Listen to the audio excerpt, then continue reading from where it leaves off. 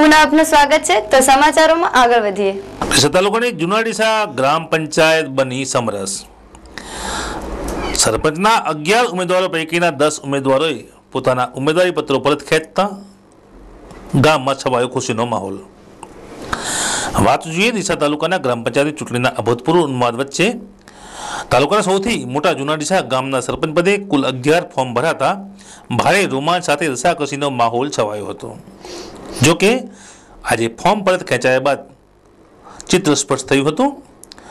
કોમી એકતા માટે વખાણાતા જુનાડીસા ગામ ચૂંટણીનું જાહેરનામું પ્રસિદ્ધ થતાં જ રાજકીય માહોલ ગરમાયો હતો।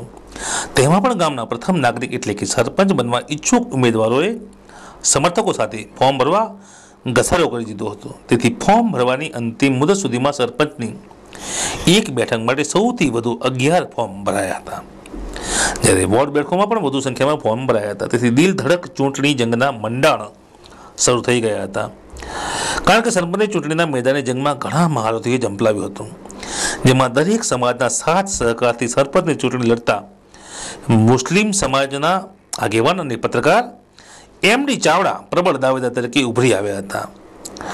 તેમની સાથે શાંતિભાઈ બ્રહ્મભટ્ટ, પરબતજી ઠાકોર, જયંતિભાઈ પુનડિયા, મુસાભાઈ ચાવડા, મુકેશભાઈ અનાવાડિયા વગેરે પણ પોતાનું નસીબ અજમાવવા ઉમેદવારી પત્ર ભર્યું હતું। જ્યારે બીજી બાજુ સરપંચની બેઠક બિનહરીફ જાહેર કરવા પણ આગેવાનો દ્વારા ભરચક પ્રયાસો થયા હતા, જે બાદ સમીક્ષક અખબારના જાણીતા પત્રકાર એમડી ચાવડાએ કોમી એકતાની ઉત્તમ મિસાલ પૂરી પાડી સરપંચ પદ માટે તેઓની નિશ્ચિત જીત મનાતી હોવા છતાં તેઓએ જુનાડીસા ગ્રામ પંચાયત સમરસ બને અને ગામમાં હિન્દુ અને મુસલમાન સમાજમાં મૈત્રી અને ભાઈચારાની ભાવના પ્રબળ બને, તેમજ સમરસ ગ્રામ પંચાયતને સરકાર તરફથી મળતી નાણાકીય સહાયથી ગામનો વિકાસ થાય તે ભાવનાને પોતાનું છેલ્લું સરપંચ પદનું ફોર્મ પરત ખેંચી ત્યાગ અને બલિદાનની ભાવનાની મિસાલ આપી હતી, જેના લીધે એક માત્ર ઉમેદવાર મફતલાલ શિવરામભાઈ બારોટ જુનાડીસા સમરસ ગ્રામ પંચાયતના સરપંચ તરીકે ચૂંટાયેલા જાહેર થયા હતા। પાલનપુર પાલિકાની દબાણ મામલે બે ધારી નીતિથી સ્થાનિકોમાં રોષ। બનાસકાંઠા જિલ્લામાં દબાણ હટાવવા બાબતે સત્તાધીશો દ્વારા બેધારી નીતિ અપનાવવામાં આવી રહી છે, જેમાં નગરપાલિકાની વાત કરીએ તો જે દબાણો નડતરરૂપ હોતા નથી તેને તોડી પાડવામાં આવે છે, જ્યારે ગેરકાયદેસર દુકાનનું બાંધકામ કરનાર ઇસમનું દબાણ યથાવત રાખવામાં આવેલ છે। તેના સંદર્ભમાં પાલનપુર સત્કાર સોસાયટી ગણેશપુરા રોડ ખાતે છેલ્લા 25 વર્ષથી રહેતા રહીશોએ જમીન લેવલથી બનાવેલ પાણીની ટાંકીનો કિન્નાખોરીપૂર્વક પાલિકા પ્રમુખે તોડાવી નાખી નુકસાન કરેલ હોવાની વાત કરેલ છે। જોકે આશ્ચર્યની વાત તો એ છે કે પાલિકા પ્રમુખના પતિ મહાશય સિવિલ હોસ્પિટલની કોર્ટ બહાર આશરે 600 ફૂટ જગ્યામાં બિન અધિકૃત દુકાનનું બાંધકામ કરેલ છે, જે ટ્રાફિકને અડચણરૂપ હોવા છતાં સદર દબાણ યથાવત રાખવા પાછળનું કારણ શું છે? સિવિલ હોસ્પિટલની આ દુકાનની વાત કરીએ તો તેનો પરવાનો કેટલા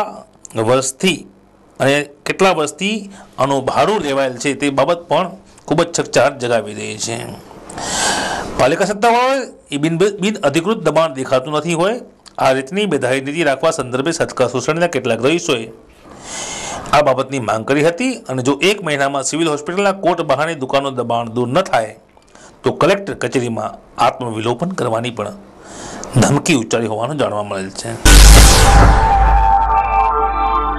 કાળઝાળ મોગરા વેચે પેટ્રોલની કિંમતમાં ફરી વધારો। ગ્રાહકોના લીધે કંટાળાજનક બાબત હોવા છતાં આજે ઓઇલ કંપનીઓએ આજે જાહેરાત કરી હતી કે પેટ્રોલની કિંમત કોઈ ફેરફાર કરવામાં આવી રહ્યો નથી, જેનાથી ગ્રાહકોમાં રાહત છવાઈ હતી। ઓઇલ કંપનીઓની આ જાહેરાતની સાથે સાથે છેલ્લા 2-3 દિવસથી ચાલી રહેલા અટકળોનો પણ અંત આવી ગયો છે। હાલ એવી અટકળો ચાલી રહી હતી કે ઓઇલ કંપની પેટ્રોલની કિંમતમાં વધારો કરશે। અમેરિકી ડોલરની સામે રૂપિયાની કિંમતમાં ફરી એકવાર સુધારો થયો બાદ સ્થિતિ બદલાઈ ગઈ છે। ગઈકાલે જ ઓઇલ કંપનીઓએ આંતરરાષ્ટ્રીય ખર્ચને રૂપિયામાં ઘટાડાને ધ્યાનમાં લઈને પેટ્રોલની કિંમતમાં વધારો કરવાનો નિર્ણય કર્યો હતો। રૂપિયામાં ઘટાડો થતાં તેની તમામ ચીજવસ્તુઓ પર માઠી અસર થઈ હતી। ગેસોલિનના આંતરરાષ્ટ્રીય રેટ અને ઓઇલ આયાતના ખર્ચમાં વધારો થયા બાદ ભારે અફડાતફડી મચી ગઈ હતી। છેલ્લા 1 મહિનામાં 2 વખત પેટ્રોલની કિંમતના ઓઇલમાં કંપનીઓમાં ઘટાડો કર્યો છે। આંતરરાષ્ટ્રીય કિંમતોમાં સુધારો થયા બાદ ભાવમાં ઘટાડો કરાયો હતો. કંપનીઓએ પેટ્રોલની કિંમતમાં 16મી નવેમ્બરના દિવસે લીટર દીઠ 2.22 રૂપિયા અથવા તો 3.2% વધારો કરવામાં આવ્યો હતો, જ્યારે 1 ડિસેમ્બરના દિવસે પેટ્રોલની કિંમતમાં 78 પૈસાનો ઘટાડો કરવામાં આવ્યો હતો. આ મહિનામાં ગેસોલિનની કિંમત સિંગાપોરમાં બેરલ દીઠ 111.11 રહી છે, જે અગાઉના પખવાડિયામાં બેરલ દીઠ 108.25 રહી હતી. ઓઇલ કંપનીઓની આજે કરાયેલી જાહેરાતથી તીવ્ર મોંઘવારીનો સામનો કરી રહેલા લોકોને મોટી રાહત થઈ છે. ફરી સમય છે એક વિરામનો, તો જોતા રહો આઈ વિટનેસ.